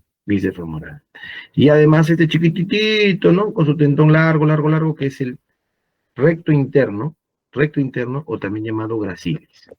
Recto interno o también llamado gracilis. Esa es la parte posterior. Acordarnos también que, a diferencia del miembro superior, la parte anterior extiende y la parte posterior flexiona. Es al revés del superior. En el superior, la parte anterior flexiona y en la parte posterior extiende. Aquí es al revés. La parte posterior extiende y la parte posterior flexiona, ¿correcto? Flexiona, es al revés del miembro superior. ¿Y esto básicamente por qué, doctor? Porque como vas a ver en embriología, en embriología sabes que también durante la formación de las extremidades, Los miembros inferiores tienen cierto grado de rotación y los miembros superiores también cierto grado de rotación, ¿no? Por eso que se le da, ¿no? Esa flexura del codo está hacia adelante y la flexura de la rodilla está hacia atrás. Muy bien. En la parte interna o intermedia, ¿no? Tenemos los aductores. Tenemos un aductor chiquitito, se llamará aductor corto. Tenemos uno más grande, se llamará aductor largo. Y hay un aductor, primero, estamos viendo esta partecita por cara posterior, ¿ya? Entonces, cara posterior, ¿ya? Esta es cara posterior del húmero, perdón, del fémur. Entonces, tenemos un aductor largo, un aductor corto. Y por delante de los dos, viene desde arriba, mira, desde arriba, y se va hasta la zona condilia, ¿correcto? Ese es el aductor magno. ¿Por qué magno, doctor? Porque es el más grande de los dos. ¿Correcto? Aductor corto, aductor largo, y por delante de ellos, aductor magno. Muy bien. Esto es importante también porque el aductor magno tiene un agujero, que es el agujero de los aductores. Y es importante porque la arteria femoral, con su vena femoral, pasan por ahí. Entonces, por ahí, cierto, si estamos viendo la cara posterior, quiere decir que la arteria femoral pasa por delante de estos músculos, ¿correcto? Y al pasar por este agujero de los aductores, se convierte en posterior. Y cuando se convierte en posterior, cambia de nombre para formarse o para llamarse arteria poplitea. Cambia de nombre para llamarse arteria poplitea, ¿correcto? Esto es importante porque va a aparecer pues la arteria poplitea en la fosa poplitea, que es la parte posterior de la rodilla. Muy bien. Y esa fosa poplitea está determinado también nosotros rombito, bueno, que podemos mencionarnos algunos límites, ¿no? Semimembranoso por un lado, el bíceps femoral por el otro, y por abajo los dos gemelos o los dos gastrocnemios, ¿no? Y tenemos pues siempre en esta disposición la arteria poplitea, que es la misma arteria femoral, solamente que atraviesa el agujero de los aductores y se hace posterior y cambia de nombre, por eso arteria poplitea. Su vena poplitea y el nervio popliteo. Ese nervio popliteo, o también llamado ciático popliteo, ¿correcto? Ciático popliteo. Es el que viene del plexo crural que vamos a ver más adelante. En la pierna tenemos compartimentos. Se forman compartimentos porque existen grandes grupos musculares envueltos por unas fascias muy resistentes, muy gruesas, que determina pues ciertos grupos musculares, ¿no? Y le llamaron compartimentos. Entonces nosotros tenemos un corte transversal de la pierna, ¿correcto? Corte transversal de la pierna. Entonces tenemos una tibia y un peroné. Tibia y un peroné. La tibia y el peroné, ¿no es cierto? Va a determinar, pues, cómo va a estar estos compartimentos, ¿no? Entonces vamos a tener uno hacia adelante, se va a llamar compartimento anterior, y todo un compartimento posterior. Pero ese compartimento posterior se va a dividir en un compartimento superficial y un compartimento profundo. ¿Correcto? Un compartimento profundo. Y además tenemos un compartimento lateral, ¿correcto? Un compartimento lateral, o sea, que está hacia afuera, por eso está en íntima relación con el peroné, ¿correcto? El compartimento anterior que tienes que recordar es el tibial anterior, y como todos los músculos de adelante extienden, extensor común de los dedos y extensor del primer dedo, ¿correcto?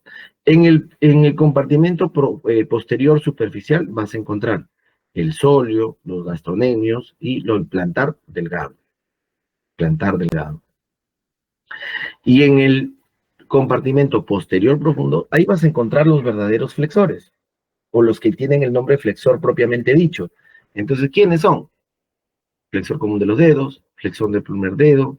Si hay un tibial anterior, aquí estará el tibial posterior y aquí estará el popliteo, el músculo popliteo.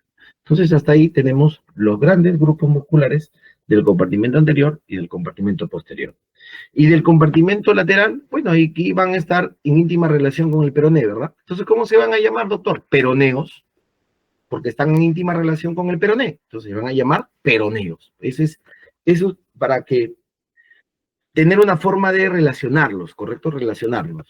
Entonces, un peroneo anterior, un peroneo lateral, que tendrá una porción larga y una porción corta. Entonces, un peroneo anterior, un peroneo lateral corto y un peroneo lateral largo, ¿correcto? Muy bien, entonces eso es importante que hay que tener en cuenta. Entonces, si nosotros comenzamos a ver, por ejemplo, compartimento anterior, ya, mira, tibial anterior, extensor común de los dedos y el extensor del primer dedo. Ahí está lo músculo. Queremos ver el profundo superficial. Ahí está, pues los gastronemios que están aquí cortados, ¿no? Estará el plantar delgado, que es de este color moradito, ¿correcto? El sóleo, ¿no es cierto? El sóleo. Y en la parte profunda, ¿cierto? Si hay un tibial anterior, habla un tibial posterior, y todos los flexores comunes habidos y por haber. Flexor del primer dedo, flexor común de los dedos y el popliteo. Entonces, eso tienes que recordar siempre. Siempre tienes que recordar esos músculos de los compartimentos de la pierna. Eso es básico que recordar. Compartimento anterior, 3 músculos. Compartimento posterior, hay uno superficial y hay uno superficial y uno profundo. ¿Correcto? En el profundo, acuérdate que tienen que estar todos los que tienen su nombre propiamente dicho, que son flexores. Eso es lo que tienes que acordarte. Y en el superficial, ya el sóleo, gastronemio, ¿no? Que son más fáciles de recordar. Y en el compartimento lateral, acuérdate que son los que están común o en estrecha relación con el hueso peroné. Entonces serán peroneos, pues, peroneo anterior, peroneo lateral, que tiene una porción larga y una porción corta. Entonces va a ser mucho más fácil para que así lo puedas estudiar y lo puedas recordar. Otro punto importante, mira. Por la parte posterior vienen los tendones que flexionan, ¿correcto? Y pasan por el túnel del tarso. Y por la parte anterior vienen todos los tendones que extienden, ¿correcto? ¿No? El extensor común de los dedos, que está aquí de rojito, el tibial anterior y el extensor del primer dedo, ¿correcto? Y esto es importante, doctores, porque esto va a determinar 2 movimientos que tienes que aprender en el pie. El pie tiene movimiento de flexión, ¿correcto? Solo movimientos de flexión, que puede ser flexión plantar, con la punta del pie, va hacia abajo, flexión plantar, y tiene una flexión dorsal, que es cuando los dedos de los pies van hacia arriba, ¿correcto? Punta hacia abajo, flexión plantar. Punta hacia arriba, flexión dorsal. Esto es importantísimo. Es importantísimo, ¿no? También, por ejemplo, a la flexión dorsal también le llama la extensión del pie, pero el término correcto es flexión dorsal, ¿ya? Flexión dorsal del pie. Muy bien. Inervación. A ver, irrigación, perdón. Irrigación, bueno, tenemos, a ver, ya sabemos, la aorta sale del corazón, tiene su callado de la aorta descendente, aorta abdominal, ¿cierto?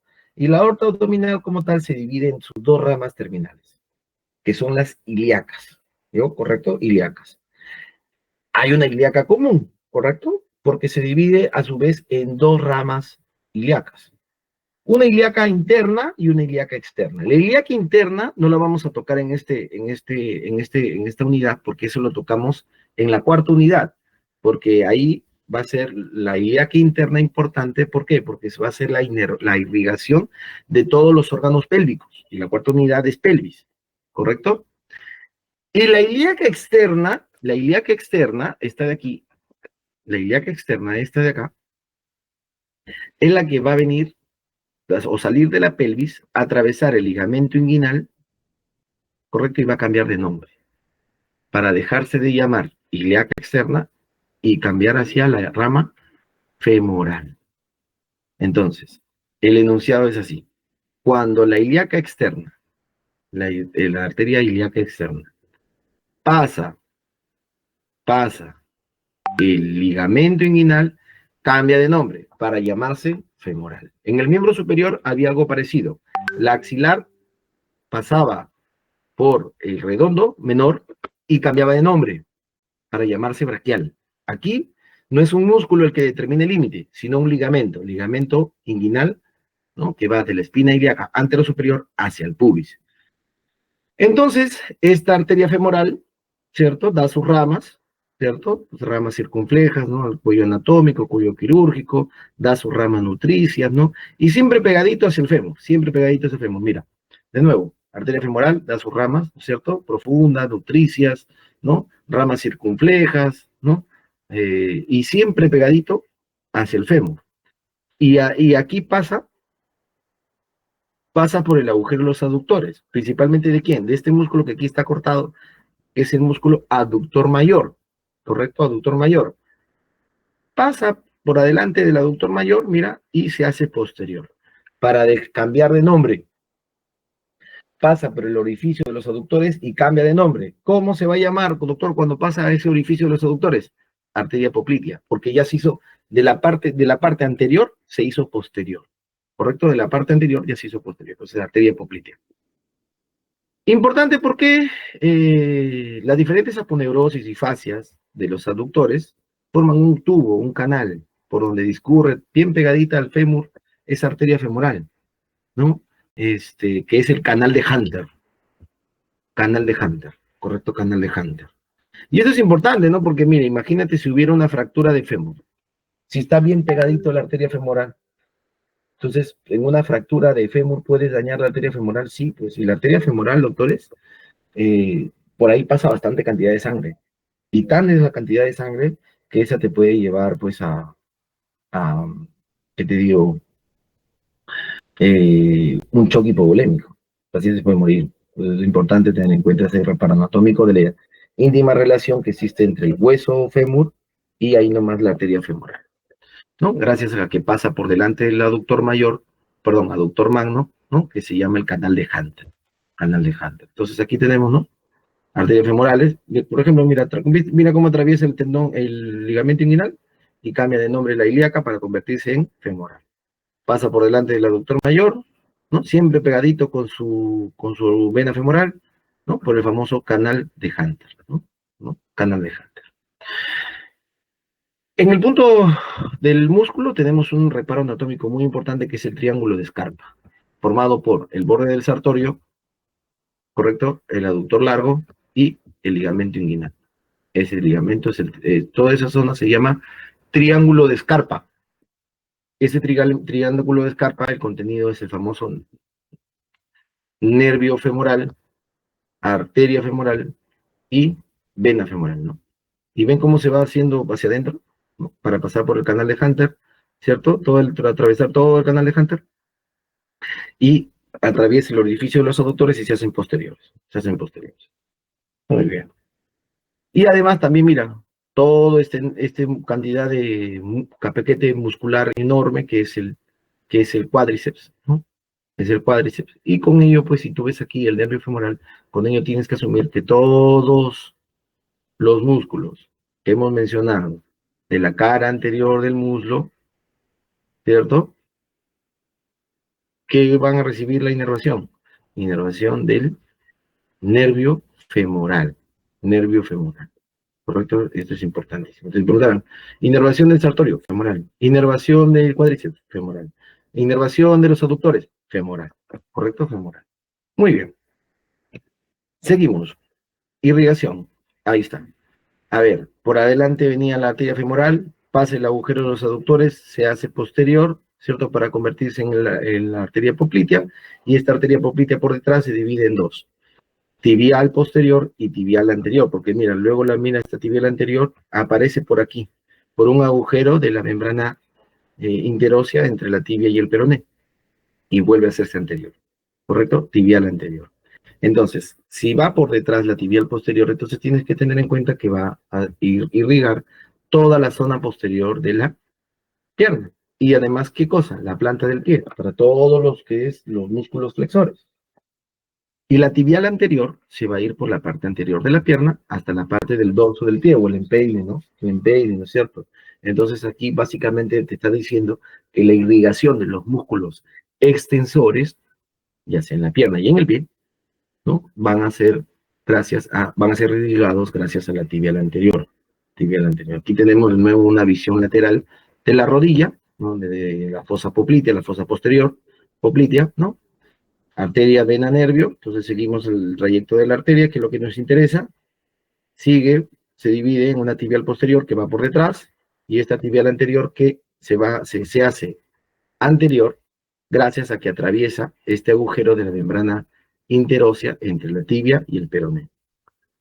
Muy bien, Y además van a venir todo lo que viene por la parte posterior, o sea, nervio tibial posterior, vena tibial posterior, arteria tibial posterior, siempre van a venir y van a pasar por la parte interna, por el borde interno del pie, siempre, a través del retináculo de los flexores, porque va a ir acompañado con los diferentes tendones de los flexores.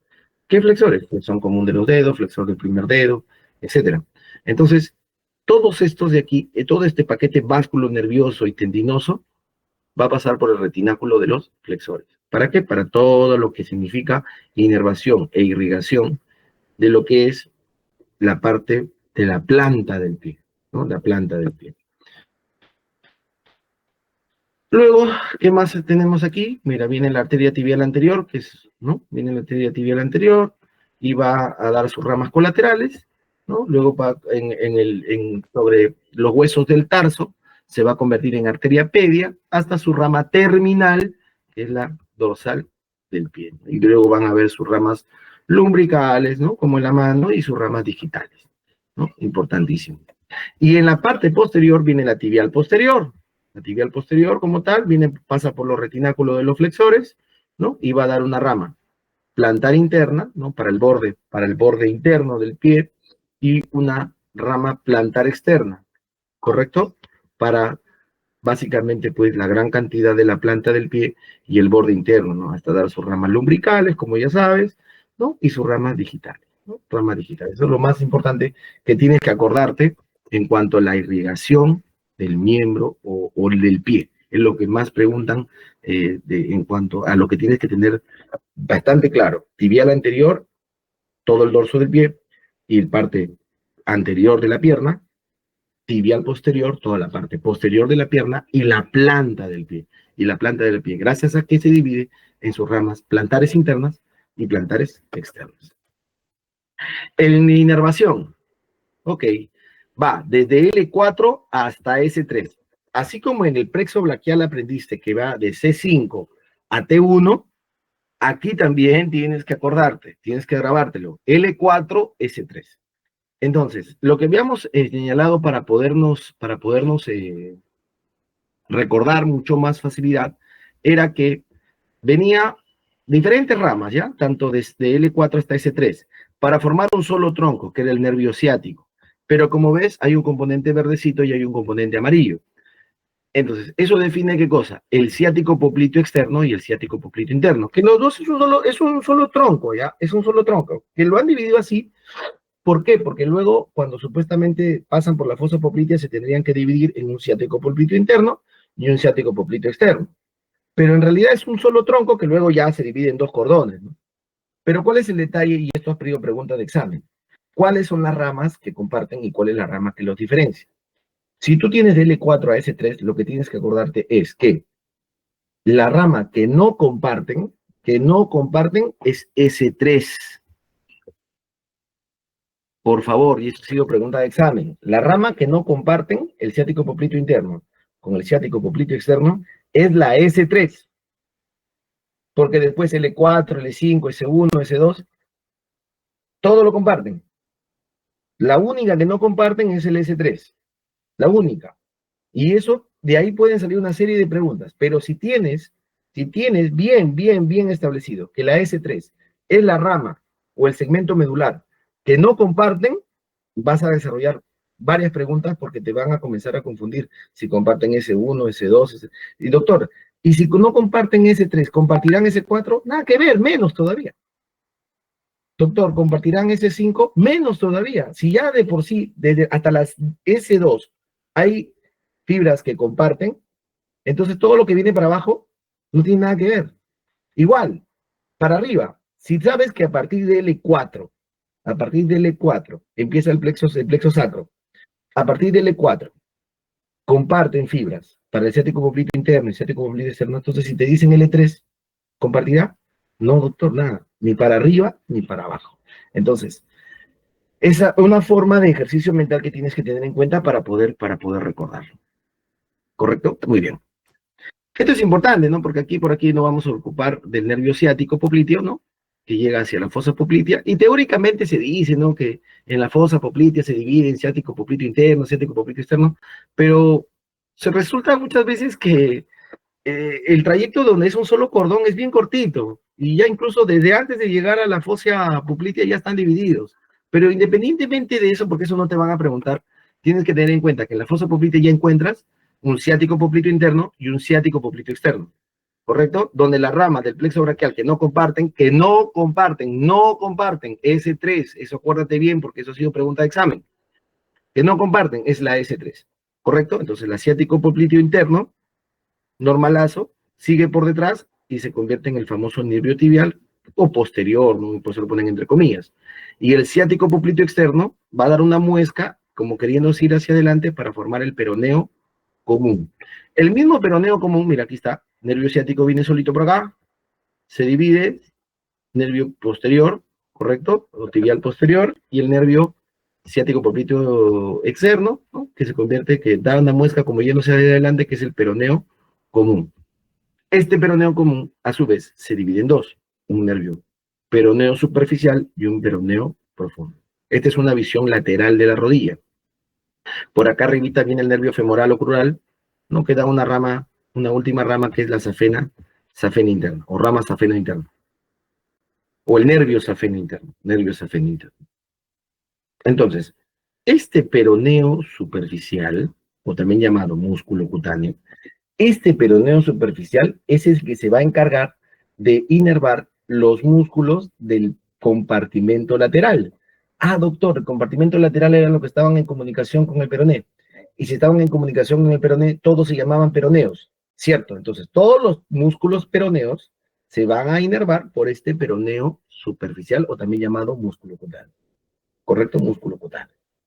Y el peroneo profundo, ese va a ser el verdadero tibial anterior. Tibial anterior. ¿Verdadero? ¿Correcto? Muy bien. Y como ves aquí de nuevo, mira, este es el nervio femoral, que luego, bueno, termina siendo el nervio safeno interno. Por aquí está el ciático popliteo externo, que luego hace una muesca hacia adelante, que es el peroneo común, y este peroneo común se divide en dos. El peroneo superficial, o también llamado músculo cutáneo, o el peroneo profundo, o también llamado tibial anterior. Y estos de aquí, ¿no es cierto?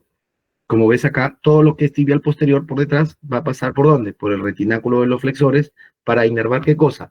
La planta del pie.